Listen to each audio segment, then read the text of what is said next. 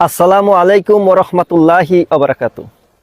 প্রিয় দর্শক, আমি ডিপ্লোমা চিকিৎসক মোহাম্মদ রুহুল আমিন বলছি। আশা করি আপনারা সকলেই ভালো আছেন। আমাদের আজকের আলোচনার বিষয় হচ্ছে নতুনরা কিভাবে লাইফস্টাইল শুরু করবেন। প্রিয় দর্শক, তার আগে জানতে হবে আপনি কেন লাইফস্টাইল শুরু করবেন। আপনারা জানেন কিছু রোগ আছে এটা ঔষধের মাধ্যমে ভালো হয়ে যায়, কিছু রোগ আছে ঔষধের মাধ্যমে ভালো হয় না। যে ঔষধগুলো সারা জীবন চলবে ওই রোগগুলো কিভাবে ভালো হবেন এই বিষয় নিয়ে কিছু কথা বলবো।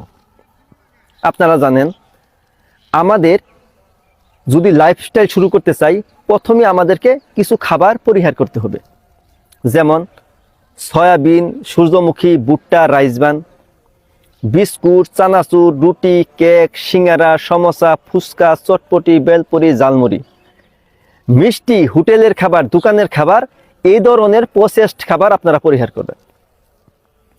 আপনারা কিছুদিনের জন্য ভাত, রুটি, ফল, দুধ বন্ধ করবেন। আপনারা খাবেন দেশি ডিম, মাছ, মাংস, সবজি, ডাবের পানি, বাদাম, এই ধরনের খাবার খাওয়ার চেষ্টা করবেন। যাদের সামর্থ্য আছে তারা হলুদ বুস্টার, চিয়া সিড, ঘি, গ্রিন টি, গ্রিন জুস এগুলো আপনারা খেতে পারেন। আপনারা যখন আমাদের দেওয়া খাবারগুলো বারবার খাবেন, 1 থেকে 2 সপ্তাহ খাওয়ার পর দেখবেন আপনাদের ক্ষুধা কমে গেছে। যখন আপনাদের ক্ষুধা কমে যাবে তখন আপনারা রোজা রাখবেন।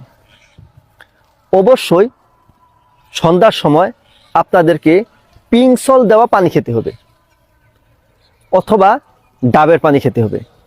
আপনারা যখন এই নিয়মে চলতে থাকবেন তখন দেখবেন ধীরে ধীরে আপনাদের ওজন কমে যাচ্ছে, আপনাদের ডায়াবেটিস আস্তে আস্তে কমে যাবে, হাই ব্লাড প্রেশার কমে যাবে। লাইফস্টাইলের কারণে 70 থেকে 80টা রোগ হয়ে থাকে। আপনারা প্রত্যেকটা রোগেরই উপকার পাবেন।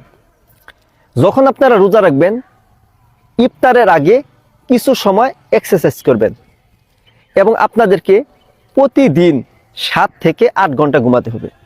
আপনারা চেষ্টা করবেন রাতের খাবারটা সন্ধ্যার দিকে খেয়ে নিতে এবং রাত 9টা থেকে 10টার মধ্যে ঘুমিয়ে পড়তে, এবং সকালে উঠে আপনারা ঘাসে হাঁটবেন, শরীরে রুট লাগাবেন, শ্বাসের ব্যায়াম করবেন, হট এবং কুল থেরাপি করবেন এবং কফিয়ানামা করার চেষ্টা করবেন। কফিয়ানামা কিভাবে করবেন আমরা অনেক ভিডিওতে বলেছি, আপনারা কফিয়ানামার ভিডিওগুলো দেখে নেবেন।